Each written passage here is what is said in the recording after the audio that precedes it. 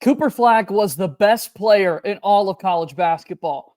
Duke's got 3 guys on their team who are going to be lottery picks in the NBA draft, a couple of more who will be playing in the NBA this next season. And yet one of the biggest reasons why Duke basketball was so successful and able to put together a Final Four run is because that bench was real good.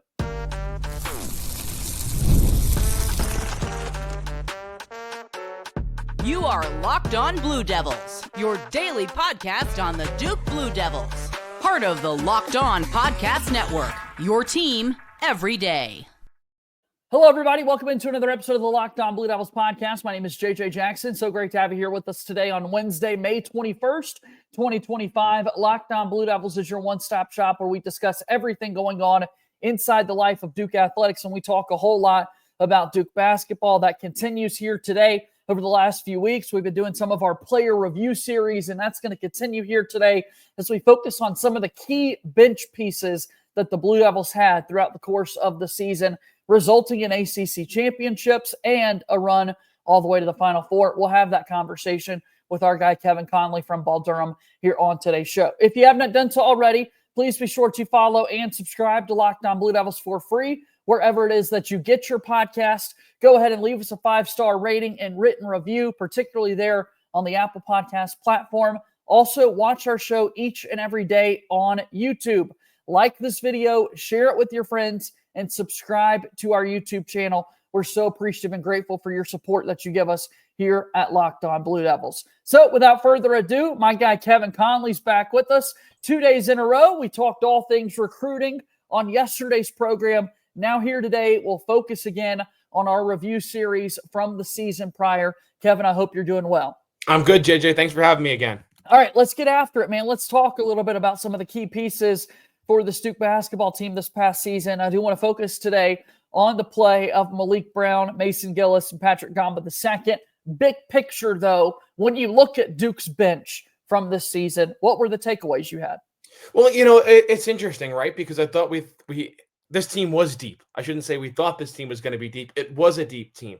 But the starters were so good, it was tough to go to the bench a lot and put some of these guys in. And you look like a guy like Mason Gillis, and coming from a team that just made the national championship. And I think his presence was made more off the court and being a leader than maybe what you would have seen on the court. So I think when you look at these 3 players, they're 3 interesting guys to really put together, especially Maliq Brown and Pat Ngongba, because they go hand in hand with how they played throughout the season, especially towards the end of the season. All right, so let's get into Maliq Brown specifically in the season that he had for the Duke basketball team. Again, some highlights and numbers on the screen for those watching us here on YouTube. And you look at some of the counting stats for Maliq Brown. In so many ways, not the most impressive season that he put forward, if that's all you're focusing on when you see 2.5 points per game, 3.7 rebounds, second on the team in steals at 1.3 steals per game, only behind Cooper Flagg, who did a little bit of everything for the Duke basketball team. But as we talked about all year long, if you're only focused on the stats that Maliq Brown is getting during a basketball game, you're missing everything. Well, yeah, exactly. I think the numbers are probably the worst thing of any player on the roster to look at than Maliq Brown, because he's not going to dazzle you with the amount of points he scores. He less than 4 rebounds a game for someone coming off the bench is not bad. And even just over a steal a game, it feels like that is such a low number for him, the way he impacts the game on the floor defensively. He is the type of player where you can't look at a box score to try to tell you what he did in a game. You have to turn on the film. You have to watch the game. And when you do that, then you could see the true impact that Maliq Brown has on the outcome of a game, specifically on the defensive end of the floor. And as we move forward in our conversation about him, really, I'm not going to say Duke had a drop off defensively, but his shoulder injury certainly played a role in how this team played down the stretch, and him not being on the court in some of those critical minutes against Houston. Yeah, Maliq Brown played 26 of 39 games this season for Duke. So 13 games, he wasn't even able to be in action. 2/3 of the season, we had Malik, that 1/3. He was not available. 2 separate injuries that he was dealing with. The shoulder was the big one that at two separate times throughout the season caused him some issues and forced him to miss some time. Duke did get him back in the tournament run, but one could argue he just was still not at his true self. We saw immediately after Kevin, remember the team did the final bump picture of them getting some 5-on-5 scrimmages in after the season had come to a close, and you could tell Maliq Brown was already in a sling and he was not participating. So a guy that truly at the end of the year was just gutting it out. But man, when he was out there playing, he automatically made an impact. It was awesome. Every time he came back from injury, it took seconds for him to be involved and to become in the passing lanes and make deflections and that sort of thing. Yeah, it was a bad break for him, talking about the shoulder injury, because that was the most prevalent injury, especially late in the year, dislocating his shoulder in that win against Virginia. Then he sits out until the final game of the regular season and plays against North Carolina and has a really big impact in that game. And then first game of the ACC tournament, redislocating his shoulder against Georgia Tech. And you had the two injuries of Cooper Flagg looking like he really hurt his ankle badly.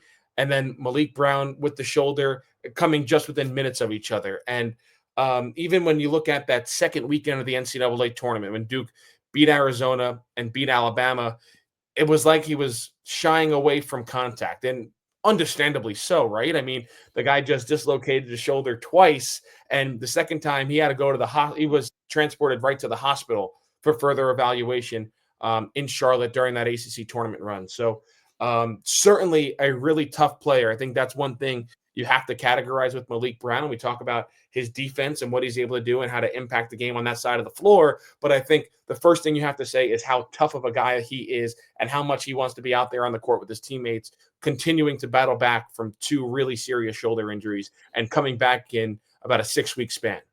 So we look at some of the numbers a little bit deeper to conclude our thoughts here on Maliq Brown. He averaged 2.5 points per game. His season high was 8 points that he had twice, once against Kansas in the loss, and then the game in Chapel Hill against North Carolina where he knocked down those two big-time three-point jumpers for the Blue Devils. Other than that, Kevin, if you look at the numbers, there were only 7 of his 26 games that he scored 4 or more points for the Duke basketball team. And again, 8 was his season high. He shot 80% from the floor on 2-point attempts. And then looking at that 3-point shot, he was 4 of 12. So Maliq was 4 of 16 on the season in 3-point attempts. Maliq Brown was 4 of 12. I like the really even math that we're getting percentage-wise for these guys from the outside. But offensively, I'm going to be curious what that next step looks like for Maliq Brown going into next season. Oh, I could see it being a little bit of a 3-point shot because there were clips of John Scheyer talking with him at practice and saying, you're going to be open for these 3-pointers. You have to have the confidence to take them. So I could see that being a little bit of the next part of his game offensively, being one of those guys that can just float out to the perimeter, get lost, and be open and hit a 3-pointer. And one thing I'll add, especially early in the season, there were times where Duke was better with Maliq Brown at the 5 than Kaman Maliq. And that changed a little bit as the season progressed and Maliq got more comfortable playing college basketball and used to the speed and the physicality. But, I mean, Maliq Brown, he knew what he was getting into. He was a high-level player at Syracuse. He was one of the best defenders in the ACC. Really, you look at he was one of the best defenders in the country before he got to Duke.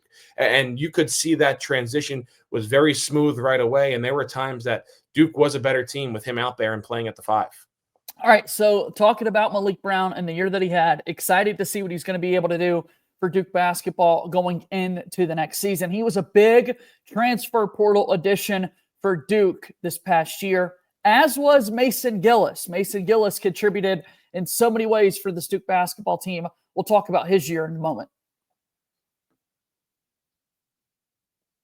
Locked On Blue Devils here today is brought to you by our friends over at FanDuel as the NBA playoffs are in full swing, and every night delivers highlight-worthy performances. How about all the highlights we were able to see last night in Game 1 of the Western Conference Finals between the Thunder and the T-Wolves? There are major momentum shifts, can't-miss moments, and so much more. FanDuel makes it super easy to stay in the game before tip-off and live with player props, performance trends, and same-game parlays. Fans have more ways than ever to play smart and win big. Let's take a look at tonight, Game 1 of the Eastern Conference Finals.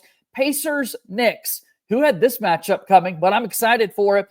Knicks right now, according to FanDuel, favored by 4.5 points. Get in on the Jalen Brunson over-under action as well. That guy is a big-time player and set to lead New York.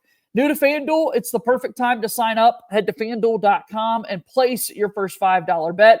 If it wins, you'll get $200 in bonus bets. Make every moment more. The official sports betting partner of the NBA and a proud sponsor of Locked On Blue Devils. We keep rolling here on today's episode of Locked On Blue Devils. JJ Jackson here, joined by my pal Kevin Connelly from Ball Durham. We're doing some season review stuff for the Blue Devils and talking JJ, first I got to say, let's go Knicks. Let's go Knicks. I should have set you up for that, man. I should have set you up.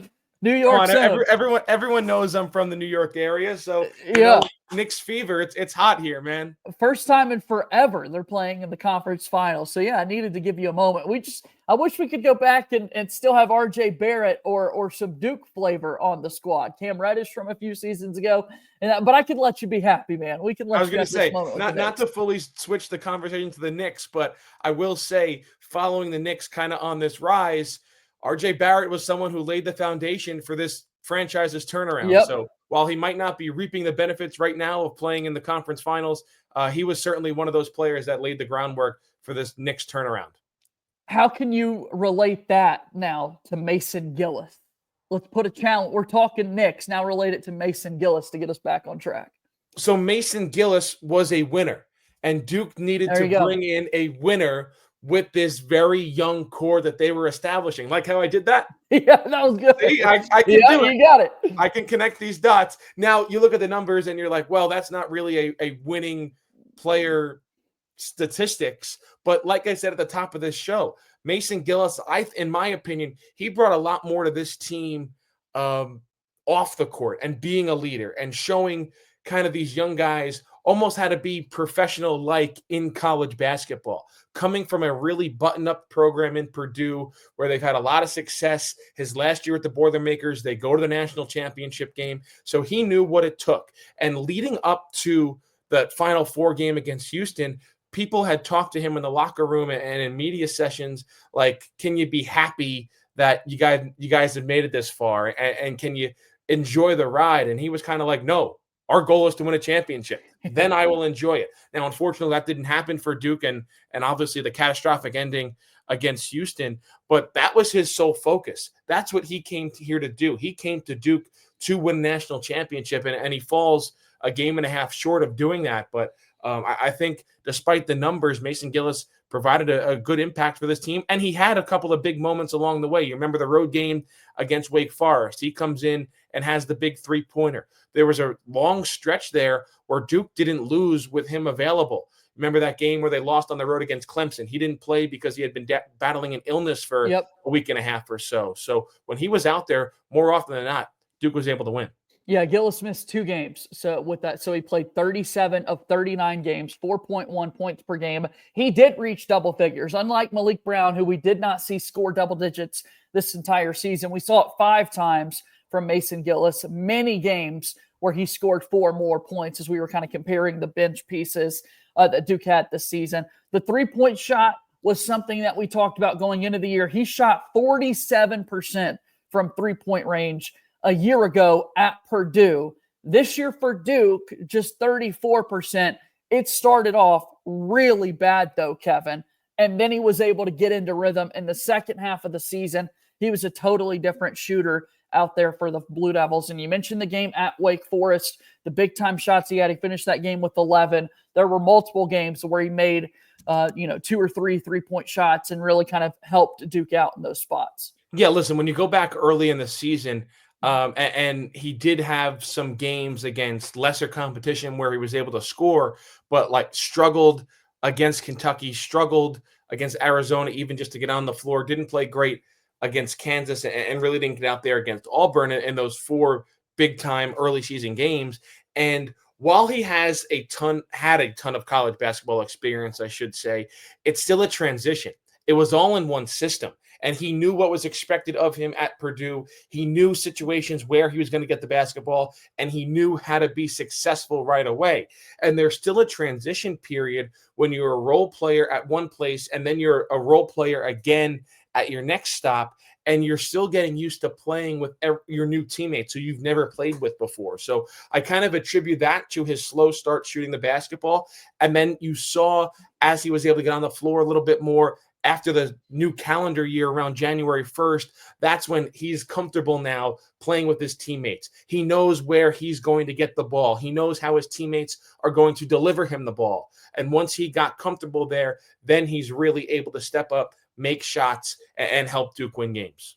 Looking at Gillis and the impact that he had for Duke, really excited that he chose to play for the Brotherhood, and you could tell throughout the course of the season, he was so bought in on everything that was going on. He's going to be a part of Duke basketball trivia for the rest of his lifetime, Kevin. As we're looking at him here on the screen, there is only one man to date who has ever worn jersey number 18 for Duke basketball, and it's Mason Gillis, as the NCAA had just changed the jersey number rule. Maliq Brown's the first guy to ever wear jersey number 6, so on and so forth. I still don't think 18 is the greatest basketball number out there. Not the biggest fan of how it looks on the jersey, but love it on Gillis, man. He found a way to pull it off, I guess. Well, you would have stumped me with those trivia questions, I'll tell you that much. I feel like I knew it when we were talking about it almost a year ago, right? When the rule got passed and you're able to change to some of those numbers. But I don't know if you, even with looking at the screen in front of me, if you told me who wore 18 for Duke, I still don't know if I would have given you that answer. Yeah, there are certain fans that they obsess over jersey numbers, and some, I'm one of those people, and then some have no idea what the jersey number is. They just kind of look past it. I don't understand how those people, their brains work, and yet they don't understand how mine does, obsessing over these numbers and that sort of thing. Because you had Maliq Brown with 6, Con Knippel with 7, Darren Harris with 8, Malawach with 9, and Gillis with 18. Those were the new looks on the Duke basketball squad. There you go. I'm more of like, wow, Cooper Flagg wore number 2. Look at the long lineage of guys at Duke who wore number 2. There you go. Yeah. Irish Proctor wore number 5. Look at the lineage of other guys who wore number 5. I'm not more locked into it's the first time someone wore 18, the first time someone wore 9. So that's kind of how I'm working with the jersey numbers. Well, that's going to be summer content for us, man, as we're going to have to go back through and kind of look at the jerseys and who wore them best over the course of the season. That's something people can look forward to here. So obviously really happy for Mason Gillis and what he did for Duke basketball. Kevin, we really haven't seen much at all from Gillis in particular as to what his next steps are. I know that's one final question that people probably want to know for this guy. He's a winner, and while maybe it's not playing basketball at the NBA level, that's on the bingo cards next up for Mason Gillis. There are teams out there, when you look internationally in the European leagues, he's about, like, not just anybody can go and play basketball at Duke, at the D1 level, go to the Final Four in multiple seasons. Like, if Mason Gillis still wants to play basketball, there are professional opportunities in front of him. 100%. And kind of like you said, things have been quiet in that sense from Mason Gillis and what his next steps are going to be. But you kind of said it perfectly. He is a really good international basketball prospect. The way he could shoot the 3, the way he defends, he's experienced playing 5 years of college basketball. He has a strong body and a strong frame. If he wants to, he could have a really good career as an international basketball player. All right, we've got one more guy to take a look at with the Duke basketball bench from last year's squad. We'll do that when we come back after our final break here on today's show.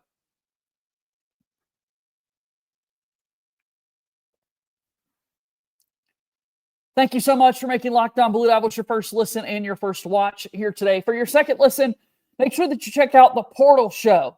Locked On's very own Brian Smith has the latest rumors, portal entries, and signings. Be the most informed fan on the rapid changes to the college football landscape. You can find the Portal on YouTube or wherever it is that you listen to podcasts. Also, make sure that you check out Locked On College Basketball with our friends Isaac Shade and Andy Patton. They give you the latest news and notes that you need to know taking place around college basketball. And, you know, there's a whole lot of Duke flavor that goes into that show each and every day. Go check it out wherever it is that you get your podcast. And again, please subscribe to our show, Locked On Blue Devils, on YouTube as we're getting closer to 4,000 subscribers. I can't wait to celebrate that milestone with all of you guys. All right, as we start to wrap things up here on the program today, Kevin Connelly's here with us as we talk about the basketball players for this past season for the Blue Devils. Our season review series continues with a look at the bench as a whole. We've talked Maliq Brown. We've talked Mason Gillis. Now I want to kind of highlight Patrick Ngongba II, Kev. And before we get into kind of his individual numbers and that sort of thing, in a lot of ways, it was pretty impressive that we were able to see as much of Ngongba as we did this past year. I know injuries to Maliq Brown played a hand in that, and Ngongba being able to return from some of his injuries as well. But I wouldn't have, if you told me, going into the season that you're really not going to see Pat Ngongba play meaningful minutes at all this entire season, I would have believed you. Would you? Well, yeah, 100%. And I think especially when you go back to the summer, and Duke was still concerned about that foot injury that he suffered in his senior year of high school that kept him out for his entire season up until I'm going to forget the sponsor's name, but the national championship tournament. I don't know if it's Geico or Chipotle, whatever the championship was at the high school level. Right. So he comes back for that and he plays and he's actually really impressive. And you're like, okay, he's ready to come to Duke and get into workouts and play. And then Duke kind of holds him back and he has a setback. And then you start thinking, all right, does it make sense to redshirt him? Because, Kaman Malawach is there. Maliq Brown is coming in. And you could play small with Cooper Flagg at the 5 and Mason Gillis at the 4. And you could work around the injury to Pat Ngongba. And then, let's be honest. Through the early parts of the season, you don't really see him play a lot. And I don't think transfer was on the minds of a lot of people, although in this day and age, it certainly could be the case just because that's the nature of college basketball. If you're not playing a lot for one school, more than likely than not, you're going to jump into the transfer portal and go to somewhere else where you could play. And, in blowouts, you saw him get on the court and you saw him play well against Miami, against Boston College.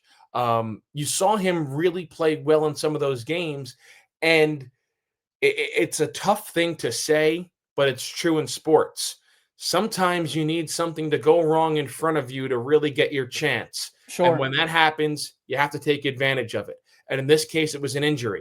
And when Maliq Brown got injured, Pat Ngongba all of a sudden becomes that backup center to Kaman Malawach, and Duke is really young up front. But it's all right. You're going to learn what you have here in Pat Ngongba.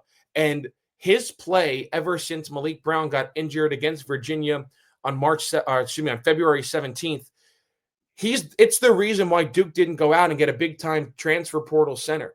And they are comfortable with Pat Ngongba going into the season as the starting center. And you saw him continue to play well in the postseason, then obviously in the NCAA tournament, specifically from that second weekend on with Maliq Brown coming back. He doesn't get as much time, and you can debate that, right? Should he have gotten more time? Should he have gotten more time against Alabama, although Kaman played awesome in that game? Should he gotten more time against Houston, where Maliq Brown's shoulder didn't really give him the necessary ability to play well physically against Houston, and Malawach obviously struggled, as we all saw. With the way he played over that past month and a half after Brown's injury, should he have been allowed to be on the court more often against Houston and maybe be that spark Duke needed to get a couple of rebounds, to settle things down, and perhaps win a national championship? All right, I want to look at these numbers for him. 3.9 points per game, 2.7 rebounds per contest, about half a block a game for Ngongba. He ended up playing in 30 of 39 games for the Blue Devils. So, Kevin, that's 4 more than Maliq Brown even played himself. Ngongba did get into double figures once. He scored 12 in the big game that he had against North Carolina in the ACC tournament. And then he had 16 games where he scored 4 or more points. So just offensively speaking, when you look at Duke's mix, even going into next year's squad with Ngongba and Brown, Maliq Brown had 7 games scoring 4 more points. Patrick Ngongba had 16 of such outings.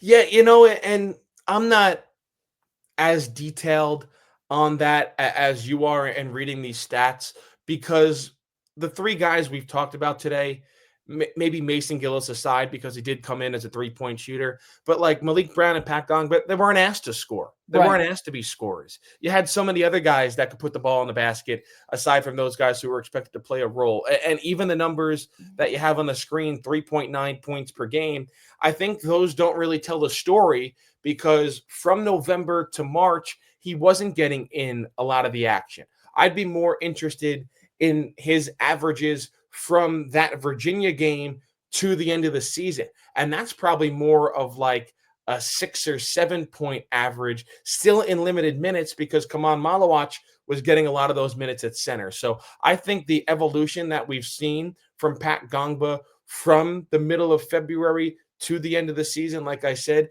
it's the reason why Duke didn't go out and get another center in the transfer portal that's going to play significant minutes next season, and why he projects as the starting center right now for Duke.